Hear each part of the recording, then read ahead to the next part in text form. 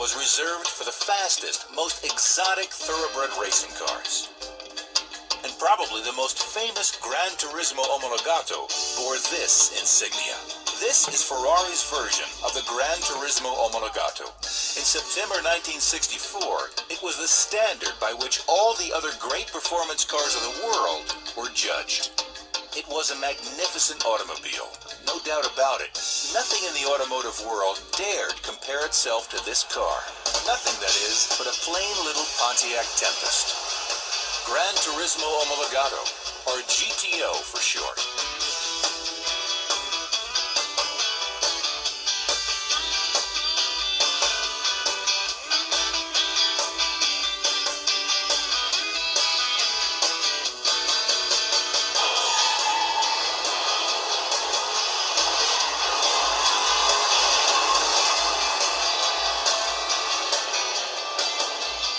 This is the 1964 Pontiac GTO. It is, by all accounts, the car that ushered in the era of the muscle car in America.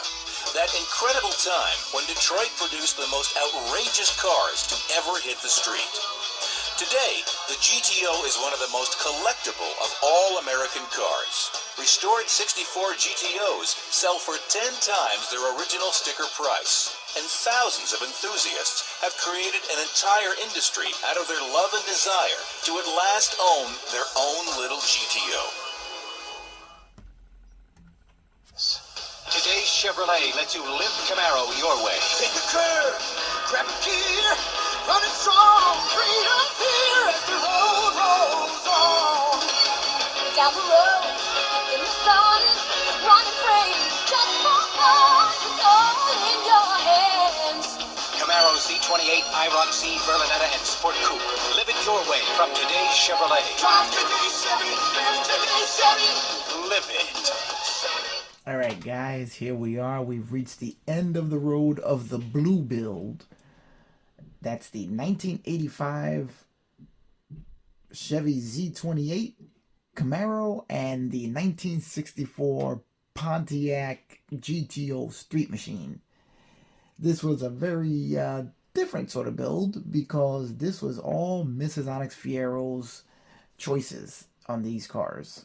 As I told her, just tell me what you want on them and that's what I'm going to do.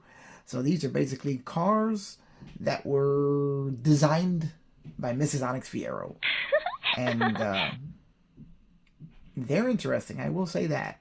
She does have an interesting view of the automotive world. So you already saw the intro on both models. So let's just take a look at the finished products so that we can see how they all came out. Because they are something to see. And I gotta admit, even I was pleasantly surprised on how her choices just kind of worked. So let's start with the one I'm sure everybody's really curious about. The Pontiac 1964 GTO. That is nicknamed Mrs. Onyx Fierro's Ride. So let's take a look at that one and see how all of her interesting ideas came out. First thing I gotta tell you is that this kit, which is the monogram 1964 Pontiac GTO, if you like muscle cars, if you like classic American cars, GTOs, you have to get this kit. It is an amazing, amazing kit. It is so well engineered, so well put together. And building it either one of the two ways, either as a street machine or a stock, it just goes together so well that I was blown away by how really good this kit is. And I think it's a kit that's probably overlooked a lot because it's, you know, first year the GTO is a 64 and there are so many GTO kits out there. And the later models are the ones that everybody's really crazy about. But this kit is just so well done. Definitely worlds better than the MPC kit. And it just goes together like a kit should. Let me just put it that way. Now, this was an interesting build because normally I like building stock, street-ready, production-style vehicles. Mrs. Onyx Model told me she wanted her car to be super hot, modified, and ready to, just a really crazy looking muscle car. So I told her, all right, if that's what you want, that's what you're going to get. So she got the huge supercharged engine. I mean, the engine is so big it needs its own hood with a big hole cut in it.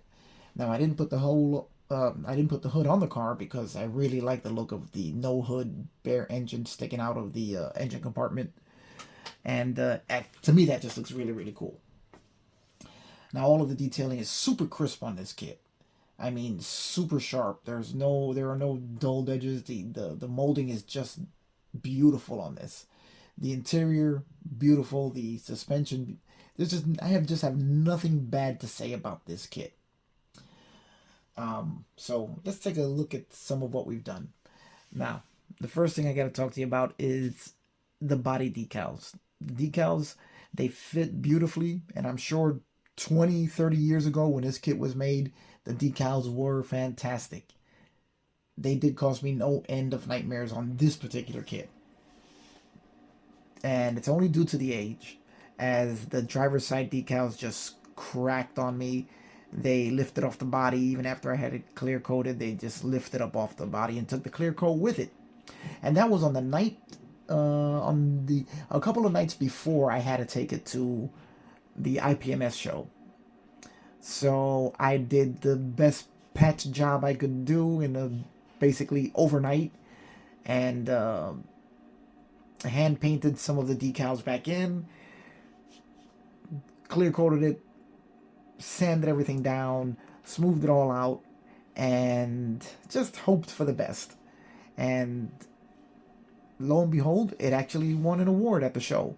So it was worth all the blood, sweat, and tears that went into this thing. Or maybe not blood, maybe not sweat, maybe not tears, but it was gut wrenching just trying to get it done in time. So anyway, I did the best I could to repair that decal on the driver's side. It does show that it's not perfect.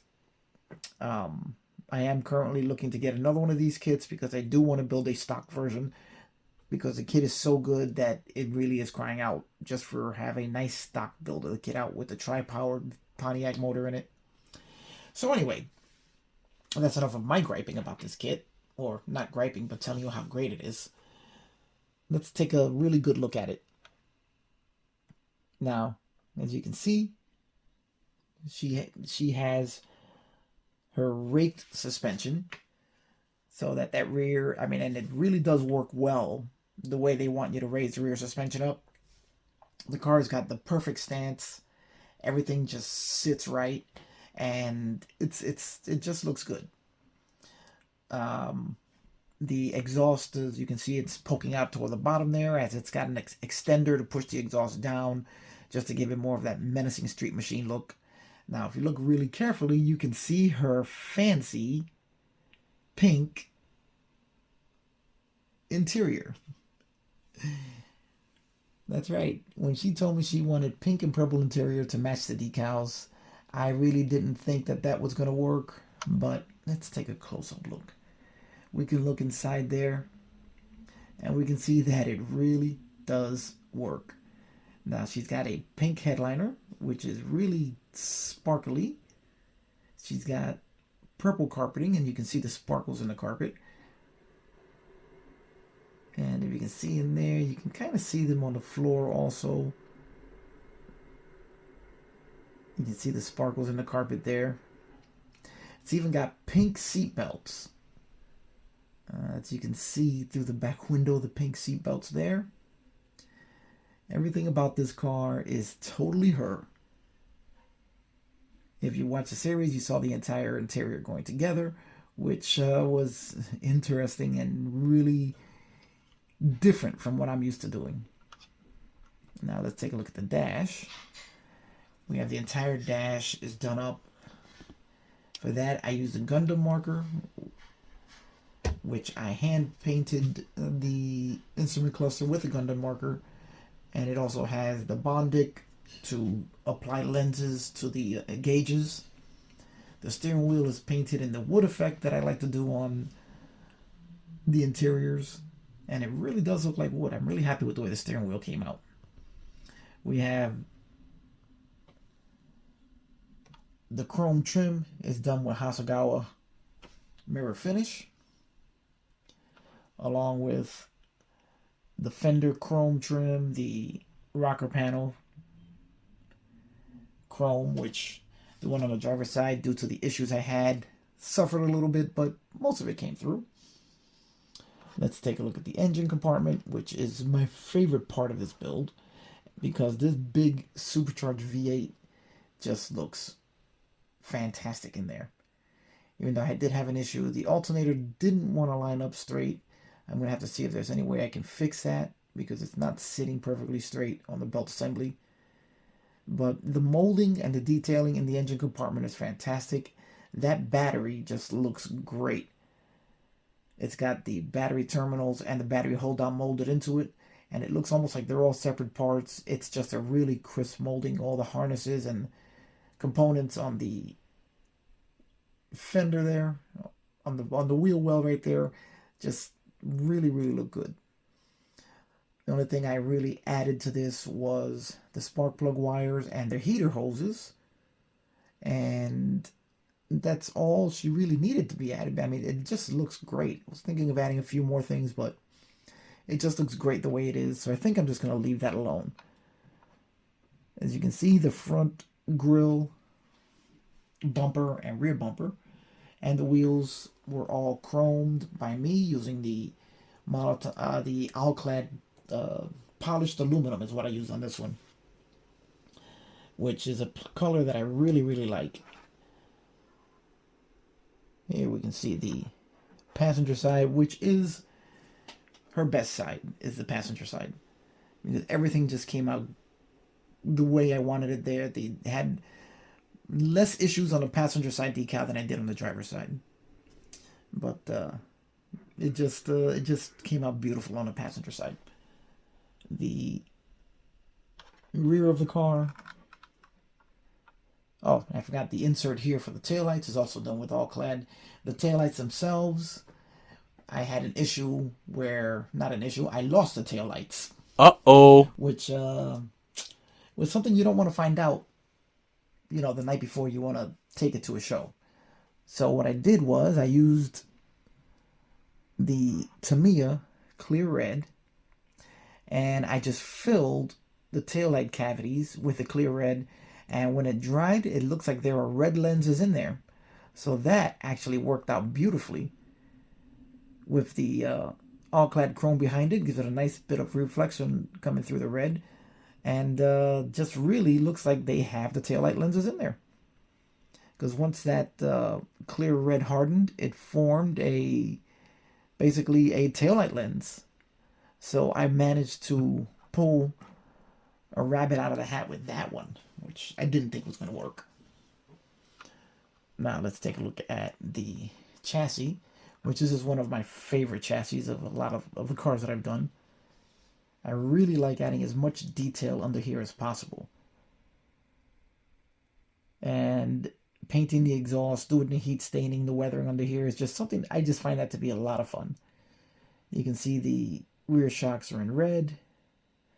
The car didn't have front shocks, but the lower control arms have the ends of the shocks molded into them, so I did paint those in red along with the bolts. I think I used titanium gold for the bolts. The engine you can see there with the blue Pontiac block. Transmission, I mean, it's just a beautiful looking chassis. It's just molded so cleanly and so nicely. Again, I have nothing but good things to say about this kit. I'm trying to recall if there were any issues that I had that I don't think there really were any issues. Even mating the chassis to the body can be a little tricky because the way the body curves over, you really gotta pull the body apart in order to get the chassis to pop in. It was a little tricky getting that in, but once you pop it in, it just sits perfectly in there. And I did do the arrowhead on the trunk lid, with bare metal foil, and then use a little bit of transparent red over to do the red insert on the arrowhead. I'm not really sure if they had the red insert on the trunk, but it does look good. So I like it, and that's what I'm doing. So there we go.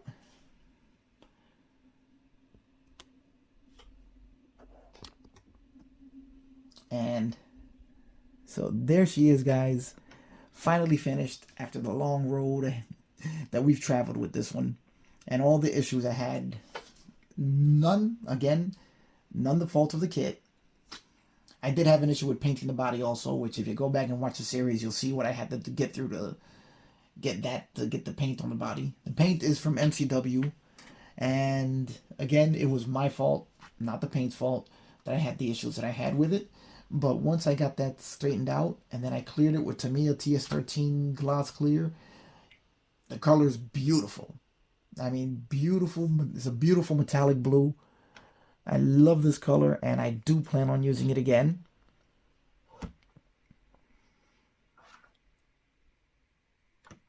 As I was very happy with the way this color came out.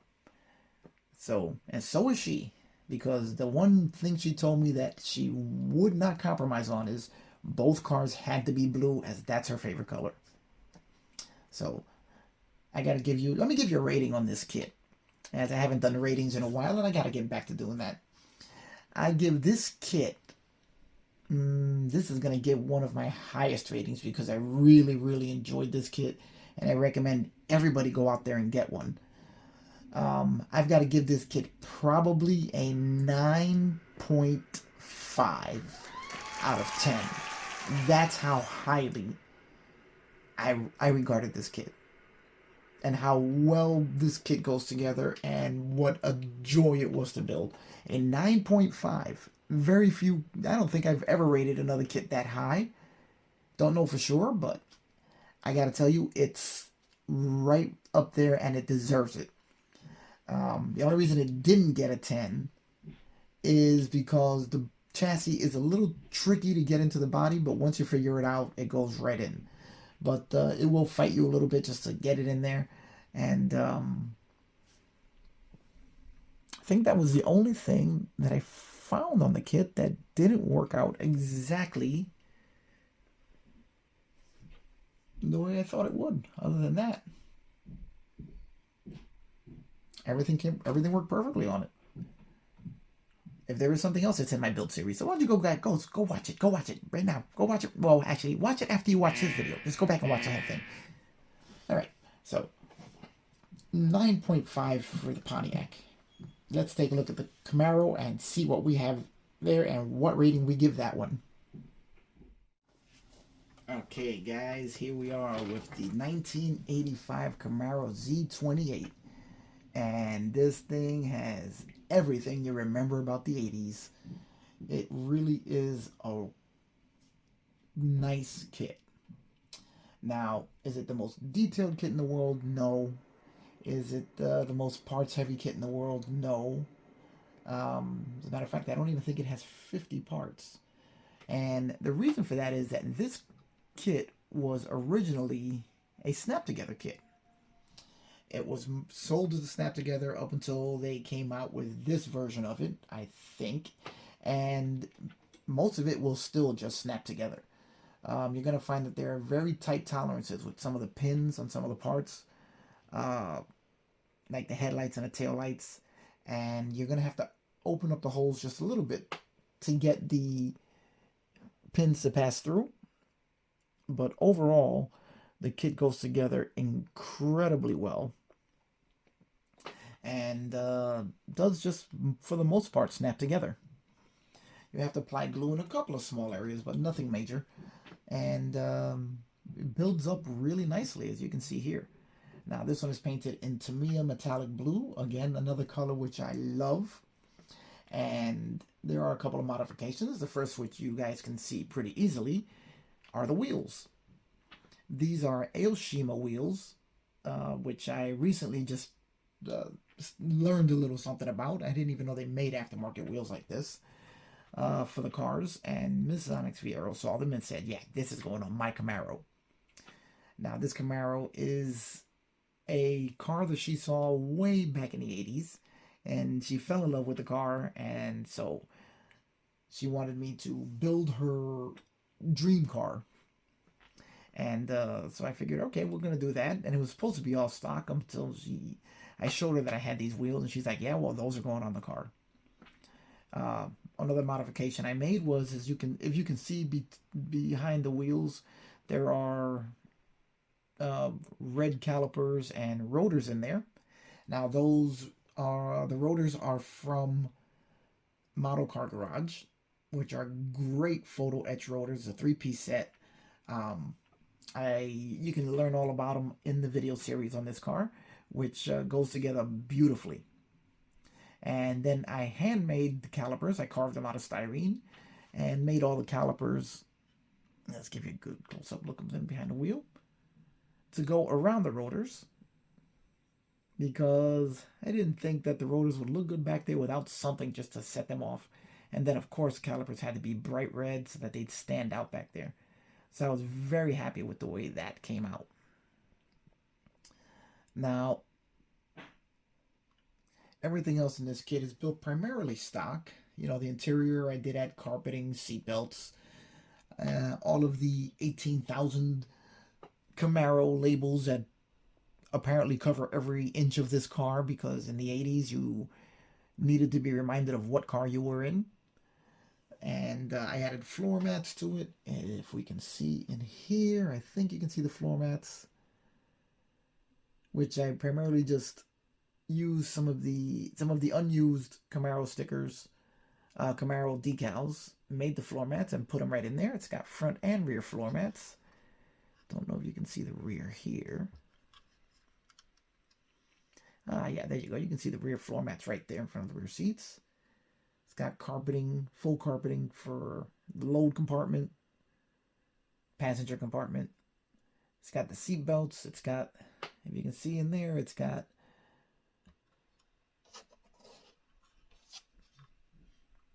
right on the seat itself, it's got seat belt guides, which are attached to the seats. Those are made out of bead wire from Hobby Lobby. And it's made to hold the seat belts the same way it does in the real car. And then the seat belt's attached to the roof the way they do in the real car. And other than that, it's a very simple kit. It comes down more to what kind of paint work you're going to do as to how good the kit comes out. Now, I know a lot of Camaro aficionados are saying, where are my raccoon eyes? And I've never been a fan of the raccoon eyes. By that I mean the inserts for the headlights are all supposed to be black buckets in there. And I've never really been a fan of that.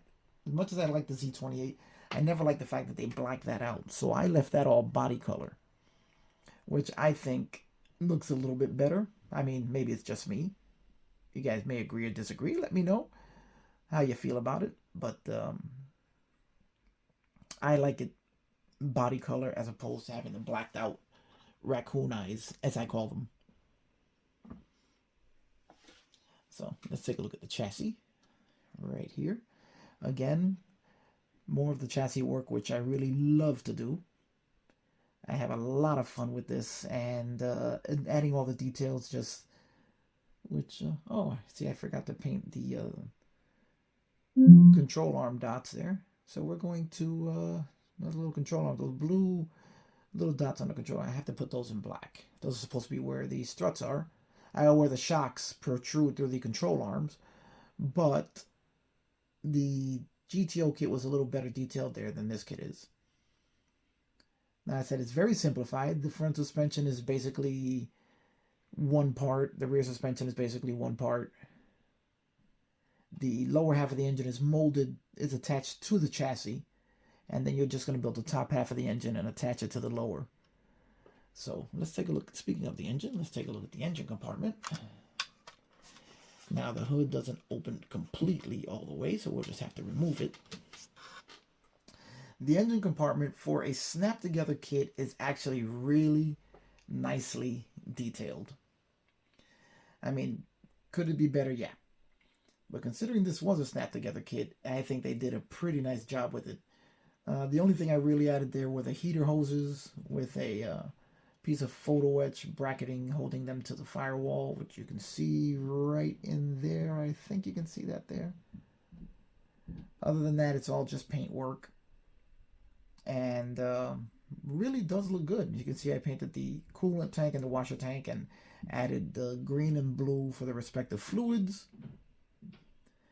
The lights all have Hasegawa mirror finish behind them to aid in their reflection.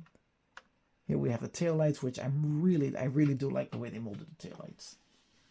I think they look really, really good and really represent the original Camaro taillights. Now that's done with Tamiya red, Tamiya clear orange, and then there's the reverse lights are just clear with the Hasegawa mirror finish behind it, and then Tamiya semi-gloss black for the black trim on the inside. And then all of the grid work is done with the Tamiya semi-gloss black.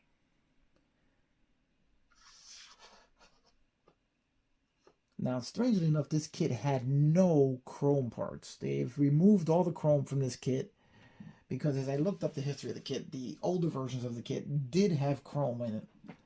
So the mirrors are good. You're going to have to chrome that yourself, all your mirror faces. The wheels, if I had used the original wheels, I would have had to chrome them. And that's pretty much it. I mean, I think other than that, the kit is really just a really nice kit. Very simple. This is a great kit for a beginner who wants to get into a decently detailed model that you don't really have to do anything on. You can build it straight out of the box, and it's a really good looking model. And for those who are a little more advanced, whatever you want to do to add to it, you can. Which really just it's a good platform for building up or building as is, I think is what I'm trying to say with that. Now here we have the hood with the louvers painted. I'm very happy with the way that came out. Our underside with the padding. So I'm going to say, guys, that this is definitely, if you're going to shy away from it because it's an old snap built, old snap kit, and doesn't have a lot of parts, I would say give it a shot. You know, just because it was an old snap kit, it's still got a lot of possibilities. It builds up really nice, and it gives you the opportunity to have a little fun with your paint work and everything, just on something that's not super detailed, doesn't have a huge amount of parts, and it's just a fun build. So I would say let's give this a ranking. It's I'm not gonna say it's to the level of the GTO. I will definitely say out of 10, this is probably for me going to be like a 7 or 7.3. I say is what I'd give it, because it really is a good kit, and 7's a good score. Don't get me wrong, 7 is a very good score, and it's definitely a kit worth picking up if you can get it at Hobby Lobby for the 40% off.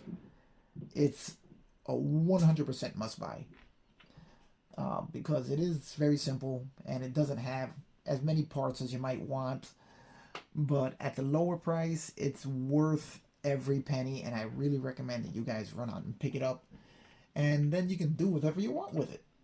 I mean, if you want to put a big block in it, you want to change the engine, put an LS in it instead of this old 5.0 liter V8, you can go ahead and do that.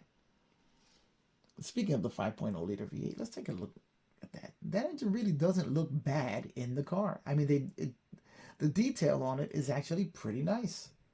I did paint mine just basic Chevy engine red. And even the accessories, the alternators are pretty nicely detailed alternator. Like I said, this is just basically, it's a nice kit.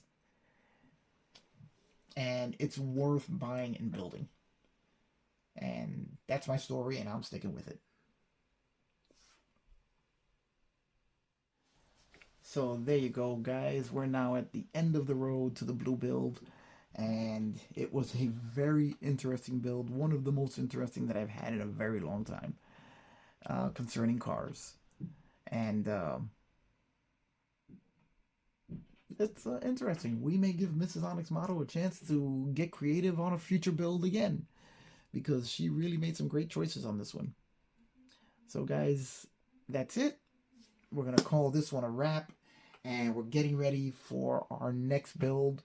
The announcement for that next build's coming up soon, and when you guys see what it is, well, some of you guys are going to really be interested in it. Some of you guys might not, but it's something that I'm really interested in, and really looking forward to sharing with you guys. So I'm going to end it here, and let's just hit the end of the road with the blue build. Alright guys, remember, like, subscribe, give a thumbs up.